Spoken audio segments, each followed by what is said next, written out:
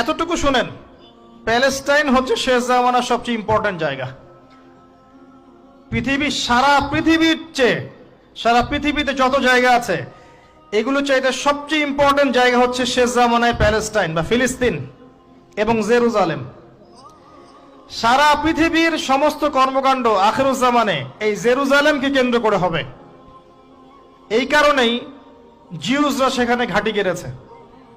এটাই সেই জায়গা যেখানে ঈসা ইবনে মারিয়াম ইসলামী খেলাফত কায়েম করবেন অচিরেই ইনশাআল্লাহ। এটাই সেই জায়গা যেখানে মাসিহুদ দাজ্জালকে হত্যা করা হবে।